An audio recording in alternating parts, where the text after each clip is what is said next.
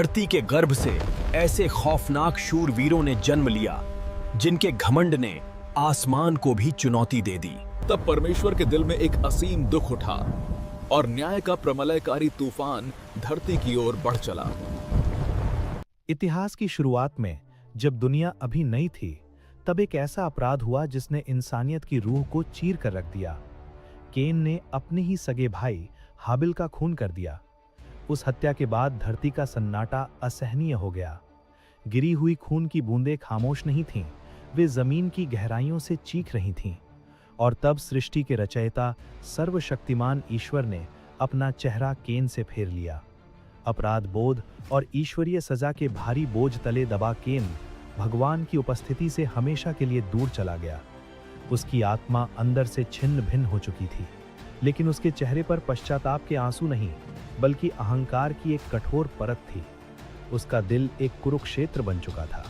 एक तरफ अपने ही किए पर उठने वाली आत्मग्लानि की टीस थी, और दूसरी तरफ ईश्वर की नजरों से दूर रहकर भी हर हाल में जीवित रहने और अपना वजूद बनाए रखने की एक खतरनाक जिद। रास्ता उसे पूरब की ओर ले गया, एक ऐसी अनजान और खौफनाक भूमि की तरफ जिसे नोड कहा जाता था, जिसका अर्थ ही है भटकने वालों की जगह। वहां का हर पत्थर, हर सूखी टहनी मानो उसे चीख चीख कर याद दिला रही थी कि अब उसे जिंदगी में कभी शांति नहीं मिलेगी। भटकना ही अब उसकी नियति थी। लेकिन उस खौफनाक सफर में वो अकेला नहीं था, उसके साथ उसकी पत्नी थी। नोड की बंजर धरती पर उस स्त्री ने सहमते हुए पूछा कि अब उनका क्या होगा, क्योंकि उन्होंने अपना परिवार और सब कुछ पीछे छोड़ दिया था। केन ने अत्यंत भारी आवाज में जवाब दिया कि भगवान का चेहरा अब उसके साथ नहीं है और भटकना उसकी नियति है, लेकिन वे वहीं अपना जीवन बनाएंगे। भले ही ये घोर अकेलेपन में हो, वो उस शाप को अपनी हार नहीं बनने देगा। उस कठोर और निर्दयी भूमि में जहां जीवन की कोई उम्मीद नहीं थी, उस स्त्री ने गर्भ धारण किया। जो इंसान मौत का कारण बना था, अब वो एक नए जीवन का पिता बनने वाला था। जब बच्चा पैदा हुआ तो केन ने उसका नाम हनोक रखा, जिसका अर्थ है समर्पित या शुरुआत करने वाला। उस नाम के साथ केन कुछ नया शुरू करना चाहता था, एक ऐसी विरासत जो सिर्फ भटकने के शाप पर खत्म ना हो। उसी दिन केन ने ईश्वर के शाप को सीधी चुनौती देने का फैसला किया। भगवान ने कहा था कि वो जीवन भर भटकता रहेगा, लेकिन केन ने तय किया कि वो रुकेगा, अपनी जड़ें जमाएगा और पत्थरों पर अपना नाम लिखेगा। केन ने एक शहर का निर्माण शुरू किया और अपने बेटे के सम्मान में उसका नाम हनोक रखा। वो अनिश्चितता के बीच अपने वजूद का एक स्थायी प्रतीक खड़ा कर रहा था। उस आदिम शहर की दीवारों के भीतर दो बिल्कुल विपरीत सच्चाइयां गूंज रही थीं। एक तरफ निर्दोष खून बहाने वाले केन का भारी अपराध बोध, और दूसरी तरफ एक पनपते हुए नए जीवन की ताकत। वो शहर उस आदमी की एक ठोस निशानी बन गया, जिसने भगवान से दूर होने के बावजूद गुमनामी में मिट जाने से साफ इनकार कर दिया था। केन की और भी संतानें हुईं, और इस तरह उस वंश की नींव पक्की हुई जो यहोवा के चेहरे से मीलों दूर बसता था। नोड की उस भूमि पर जीवन तेजी से गुणा होने लगा। वहां जो पीढ़ी पनप रही थी, वो प्रगति, निर्माण और इंसानी ताकत के बलबूते अपनी दुनिया खड़ी करने में मग्न थी, लेकिन रचयिता के प्रति उनके दिलों में कोई झुकाव नहीं था। इंसानी सभ्यता का विस्तार हो रहा था, लेकिन उनकी आत्मा का शाश्वत प्रकाश धुंधला होता जा रहा था। इसी माहौल में केन की वंशावली में लेमेक का जन्म हुआ। लेमेक वो इंसान बना जिसने विवाह के आरंभिक और ईश्वरीय स्वरूप को बदलते हुए आदा और सिल्ला नाम की दो पत्नियां रखीं। ये धरती पर बहुविवाह की शुरुआत थी, जो ये दर्शाती थी कि इंसान अब परमेश्वर के नियमों के बजाय अपनी इच्छाओं से संचालित हो रहा था। लेमेक के भीतर अहंकार अपनी चरम सीमा पर पहुंच चुका था। उसने अपनी पत्नियों के सामने अपनी क्रूरता का बखान करते हुए एक गीत गाया। उसने कहा, हे आदा और सिल्ला, मेरी बात सुनो। मैंने एक जवान को मुझे चोट पहुंचाने के बदले मार डाला है। अगर केन का बदला 7 गुना लिया जाएगा, तो लेमेक का बदला 77 गुना लिया जाएगा। ये उस पीढ़ी के चरम घमंड का सबसे बड़ा प्रमाण था, जहां इंसान अपनी ही हिंसा को महिमान्वित कर रहा था। आदा और सिल्ला ने उस पीढ़ी को आगे बढ़ाया, जिसने अपनी एक अलग ही दुनिया बसा ली थी। सिल्ला की कोख से नामा का जन्म हुआ, जो उस बढ़ते हुए समाज का हिस्सा बनी। इंसान अपनी कला और प्रतिभा में तेजी से आगे बढ़ रहा था। याबाल ने बड़े पैमाने पर पशुपालन और तंबुओं में रहने की शुरुआत करके एक नई सभ्यता को जन्म दिया। उसका भाई युबाल वीणा और बांसुरी बजाने वालों का पिता बना, और इस तरह धरती पर एक नई संगीत और कला की गूंज उठी, जिसने इंसानों की दुनिया को एक नई पहचान दी। तूबल केन लोहे और पीतल का एक अत्यंत कुशल कारीगर बना, जिसके हाथों ने आग और कठोर धातु को वश में करके इंसानी कौशल का एक नया अध्याय लिखा। उसकी भट्ठी से निकलने वाली हर चीज इंसानी तरक्की की गवाही दे रही थी। दुनिया की नजरों में यह सभ्यता फल फूल रही थी, लेकिन असलियत में यह भगवान से दूर हो चुकी एक ऐसी पीढ़ी थी जो अपना खुद का एक सांसारिक साम्राज्य खड़ा कर रही थी। बाहर से चमकती इस दुनिया के अंदर ईश्वरीय प्रकाश की किरण कम होती जा रही थी। लेकिन जब केन की दुनिया अपने ही नियमों पर चल रही थी, तब ईश्वर ने एक नई शुरुआत की। हाबिल की मौत के गम में डूबे आदम और हव्वा को भगवान की दया से सेठ नाम का एक नया बेटा मिला। ये एक धार्मिक बीज था जो उस मासूम हाबिल की जगह ले सके। सेठ के पुत्र एनोश के दिनों में धरती पर एक युगांतरकारी घटना घटी। पहली बार मनुष्यों ने मिलकर ऊंचे स्वर में यहोवा का नाम पुकारना शुरू किया। नोड के उस सांसारिक विस्तार के बीच सेठ के वंशजों के बीच से स्वर्ग तक पहुंचने वाली प्रार्थना उठी। धरती पर अब दो अलग अलग धाराएं बह रही थीं। शुरुआत में ये दोनों दुनियाएं अलग थीं, लेकिन जैसे जैसे इंसानों की आबादी धरती पर बढ़ने लगी, एक रहस्यमयी और अभूतपूर्व घटना घटी जिसने इतिहास की दिशा ही बदल दी। धर्म ग्रंथों में जिन्हें परमेश्वर के पुत्र कहा गया है, एक मान्यता के अनुसार ये सेठ के वे धर्मी और पवित्र वंशज थे जिन्होंने परमेश्वर का मार्ग चुना था, जबकि एक अन्य गहरे मत के अनुसार ये स्वर्ग से आए वे प्राणी स्वर्गदूत थे जिन्होंने अपने निर्धारित स्थान को छोड़ दिया था। उन्होंने जब इंसानों की रूपवती बेटियों को देखा तो वे उनकी ओर आकर्षित हो गए। उनकी आंखें वो नहीं देख रही थीं जो ईश्वरीय नियम था, वे वो देख रहे थे जो उनका मन और शरीर चाहता था। जो दुनिया अब तक बटी हुई थी, वो एक ऐसे मिलन की ओर बढ़ गई जिसने सृष्टि के बुनियादी नियमों को हिलाकर रख दिया। उसी आकर्षण में बंधकर परमेश्वर के उन पुत्रों ने इंसानों की उन बेटियों में से जिसे चाहा उसे अपनी पत्नी बना लिया।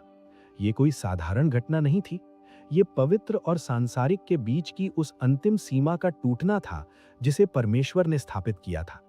उन्होंने परमेश्वर की ठहराई हुई मर्यादाओं को पार किया और प्रलोभन में पड़ गए। उस मिलन से मानो धरती और स्वर्ग के बीच का संतुलन बुरी तरह चरमरा गया। जब उन्होंने उस वर्जित सीमा को पार कर लिया तो धरती का आध्यात्मिक पतन एक ऐसी खाई में गिर गया जहां से वापसी असंभव लगने लगी। परमेश्वर की आत्मा ने स्पष्ट कर दिया कि वो हमेशा मनुष्यों के साथ विवाद नहीं करेगी, क्योंकि मनुष्य मांस ही है और उनकी आयु मात्र 120 वर्ष तय कर दी गई। पतन का ये सिलसिला बहुत तेजी से फैला। जब पवित्रता और सांसारिकता का ये अभूतपूर्व मिलन हुआ तो इंसानों की सभ्यता ने अपनी बची खुची दिव्य विरासत को भी मिट्टी में मिला दिया। लोगों के दिलों के विचार सिर्फ और सिर्फ बुराई की ओर झुकने लगे। जो जीवित परमेश्वर की आराधना होनी चाहिए थी, वो अब पूरी तरह से खत्म होकर एक बेलगाम मनमर्जी बन चुकी थी। धरती अब पूरी तरह से पाप के आगोश में समाने लगी थी और परमेश्वर के उन पुत्रों और इंसानों की बेटियों के इस वर्जित मिलन से धरती के गर्भ से कुछ ऐसा पैदा हुआ जिसने इतिहास में एक खौफनाक और प्रसिद्ध अध्याय जोड़ दिया। इस मिलन से धरती पर जो नई नस्ल पैदा हुई, उन्हें नेफिलिम कहा गया। नेफिलिम कोई साधारण इंसान नहीं थे, वे उस अभूतपूर्व पतन का जीवित प्रमाण थे। उनका आकार और उनकी ताकत प्रकृति के सामान्य नियमों से बिल्कुल अलग थी। वे किसी भी आम इंसान से कहीं ज्यादा लंबे, शक्तिशाली और अजेय थे। वे प्राचीन काल के शूरवीर और अत्यंत प्रसिद्ध पुरुष बन गए। उनकी ताकत और पराक्रम की मिसालें धरती के हर कोने में गूंजने लगी। उनके हर कदम में एक ऐसा प्रभुत्व था जिसकी उपस्थिति मात्र से आम इंसान खौफ और आश्चर्य में पड़ जाता था। नेफिलिम को देखकर और इस नई ताकत को महसूस करके धरती पर महत्वाकांक्षा की एक खौफनाक लहर दौड़ गई। इंसानों के दिलों में अब अपने रचयिता के लिए प्रेम नहीं, बल्कि इन महामानवों की शक्ति, प्रसिद्धि और अधिकार के प्रति एक अजीब सा आकर्षण पैदा हो गया। वे प्राचीन शूरवीर पूरी धरती पर अपना दबदबा कायम करने लगे। इस शारीरिक ताकत और प्रभुत्व की दौड़ में इंसानियत का आध्यात्मिक पतन अपने चरम पर पहुंच गया। धरती उन विशाल शूरवीरों से भर गई जो प्राचीन काल के नामी पुरुष बने, लेकिन उनके दिलों में परमेश्वर का कोई भय नहीं था। मानवता परमेश्वर को छोड़कर इन शूरवीरों और उनकी ताकत को महिमा मंडित करने में लग गई। इन विशाल महामानवों और पूरी तरह से भ्रष्ट हो चुके इंसानों के कारण धरती की स्थिति भयानक रूप से बिगड़ गई। उनका जन्म ही आज्ञा ना मानने और सीमाओं को लांघने का परिणाम था। वे शारीरिक रूप से इतने शक्तिशाली थे कि मानवता उनके आगे नतमस्तक हो गई, उनकी ताकत का जश्न मनाने लगी और जीवित ईश्वर को पूरी तरह से भुला दिया गया।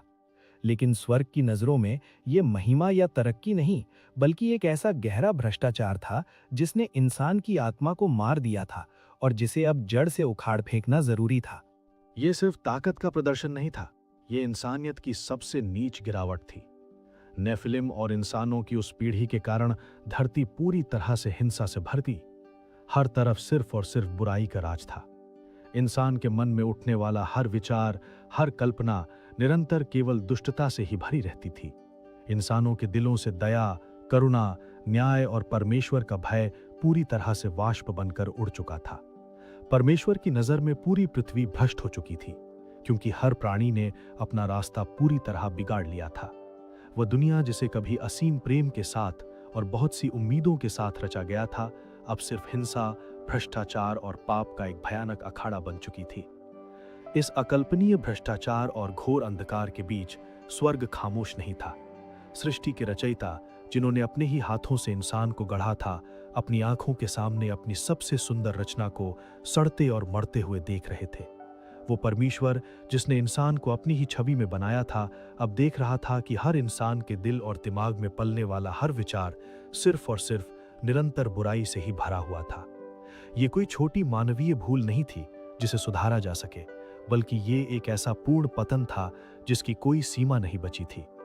ईश्वर के हृदय में एक ऐसा असीम और गहरा दुख भर गया जिसे इंसानी शब्दों में नहीं बांधा जा सकता। ये दुख किसी तानाशाह का उबलता हुआ क्रोध नहीं था, बल्कि एक ऐसे पिता की मूक और अथाह पीड़ा थी जो ये देखकर पछता रहा था कि उसने पृथ्वी पर मनुष्य को क्यों बनाया। ईश्वर ने देखा कि कैसे वो धरती जो कभी ईडन के पवित्र प्रकाश से दमकती थी, अब हिंसा और मनुष्यों के अनगिनत पापों के बोझ तले कराह रही है। उस पवित्रता की जगह अब एक ऐसी बुराई ने ले ली थी जो एक लाइलाज बीमारी की तरह पूरे समाज में फैल चुकी थी। जब बुराई ने हर सीमा को पार कर लिया, जब हर प्राणी का मार्ग भ्रष्ट हो गया और सुधार की कोई भी गुंजाइश नहीं बची, तब ब्रह्मांड के उस परम सत्य ने भारी मन से वो फैसला लिया जो इतिहास का सबसे भयानक अध्याय बनने वाला था। ईश्वर ने गहरे दुख के साथ कहा कि जिस मनुष्य की उसने सृष्टि की है, उसे वो पृथ्वी के जल से पूरी तरह मिटा देगा। इंसान से लेकर जमीन पर रेंगने वाले जीवों, जानवरों और आकाश के पक्षियों तक किसी को भी नहीं छोड़ा जाएगा। ये ईश्वरीय न्याय अब सृष्टि के हर कोने में गूंजने वाला था। ये कोई साधारण सजा नहीं थी, बल्कि एक ऐसा महाविनाश था जो पाप की जड़ों को हमेशा के लिए उखाड़ फेंकने और धरती को शुद्ध करने के लिए जरूरी था। वो धरती जिसने अपना पहला अध्याय पवित्रता और शांति के साथ शुरू किया था, अब अपनी दूसरी शुरुआत के लिए एक विशाल और खौफनाक शांति की ओर बढ़ रही थी। नेफिलिम का वो अजय घमंड, शूरवीरों की वो खोखली प्रसिद्धि, इंसानों की बनाई हुई वो महान सभ्यता और इंसानियत का वो बेलगाम पाप, सब कुछ अब उस खौफनाक और अथाह पानी में डूबने वाला था, जिसके बाद सिर्फ सन्नाटा ही बाकी रह जाने वाला था। वो ईश्वरीय न्याय की एक ऐसी अटल हुंकार थी जिसे कोई भी लौकिक शक्ति या कोई भी प्राचीन शूरवीर टाल नहीं सकता था। उस अंतिम प्रलय ने यह साबित कर दिया कि जब रचयिता का धैर्य टूटता है तो सृष्टि का सबसे बड़ा अहंकार भी एक पल में पानी हो जाता है। वे नेफिलिम और वे नामी पुरुष जो अपनी शारीरिक ताकत के नशे में चूर होकर खुद को महान समझते थे, उन्हें एहसास हुआ कि परमेश्वर की आत्मा के बिना शरीर सिर्फ एक नश्वर ढांचा है। उनका वो खोखला रुतबा और वो झूठी सत्ता ईश्वरीय क्रोध के असीम प्रवाह के सामने पूरी तरह से अर्थहीन हो गई। ये सिर्फ पानी का तूफान नहीं था, बल्कि ये हर उस पाप, हर हिंसा और हर उस विकृत विचार का संपूर्ण विनाश था जिसने मानवता की शुद्धता को निगल लिया था। जिन्होंने अपने दिलों को निरंतर बुराई की ओर मोड़ लिया था, वे अब अपनी ही चुनी हुई बर्बादी के अथाह सागर में डूब रहे थे। उनका सारा प्रताप हमेशा के लिए टूट गया। वो धरती जो पाप के भारी बोझ और हिंसा से कराह रही थी, अब एक विशाल और खौफनाक शांति की ओर बढ़ रही थी। ये न्याय की एक पूर्ण और कठोर शुद्धि थी, जहां बुराई का हर एक अंश मिटाया जा रहा था। जब अहंकार की आखिरी चीख भी उस अनंत सन्नाटे में दफन हो गई, तब जाकर वो प्राचीन और खौफनाक बुराई हमेशा के लिए खामोश हुई। उस महाविनाश ने पूरे ब्रह्मांड में ये शाश्वत संदेश छोड़ दिया कि परमेश्वर से दूर जाकर बनाई गई कोई भी प्रसिद्धि, कोई भी अपार ताकत और कोई भी साम्राज्य अंततः शून्य में ही विलीन होता है। उस अथाह खामोशी ने यह सिद्ध कर दिया कि पवित्रता के बिना मिली शक्ति सिर्फ एक अभिशाप है, और जब धरती हिंसा से भर जाती है तो ईश्वरीय न्याय का वो प्रलयकारी तूफान आना ही होता है, जो सब कुछ शुद्ध करके सत्य के एक नए और बेदाग आरंभ का मार्ग प्रशस्त करता है। Hallelujah, praise the Lord everyone. क्या आपने अभी देखा जल प्रलय ने उन घमंडियों के घमंड को हमेशा के लिए मिटा दिया? लेकिन ये सच्ची कहानी अभी यही खत्म नहीं होती, हमारे और आपके लिए एक बहुत बड़ा मैसेज छोड़ जाती है। आज क्या इंसान का घमंड सच में खत्म हो गया है? क्या इंसान अपने ताकत, कामयाबी और रुतबे में खुद को ही भगवान समझने लगा है, या फिर वह वही पुराने रास्ते पर चल रहा है? इस पुरानी कहानी से हमें यह सीख मिलती है कि असली ताकत शरीर के हथियार या हमारे अंदर के बाहरी दिखावे में नहीं है। असली ताकत मन साफ और ईश्वर के प्रति हमारे प्रेम में है। जब हम भगवान से दूर होकर अपने घमंड या फिर अपने लालच में जीते हैं तो उसका परिणाम सिर्फ बर्बादी होता है। बिना अच्छाई की मिली ताकत हमेशा एक श्राप बन जाती है हर एक मनुष्य के लिए। आपको क्या लगता है, क्या दानव सिर्फ एक कहानियों के हिस्सा थे, या आज भी वो हमारे बीच घमंड के रूप में मौजूद है? आपको क्या लगता है, मुझे कमेंट में जरूर बताइए। और अगर आपको ये कहानी पसंद आई, आपको इससे कुछ जानने को मिला, तो वीडियो को लाइक करें। ऐसी रहस्यमयी और पुरानी कहानी देखने के लिए चैनल को सब्सक्राइब करना ना भूलें। हमेशा याद रखें, हमारी असली खूबसूरती ईश्वर से जुड़े रहने में है। जल्द ही एक और रहस्य के साथ मिलूंगी। God bless you.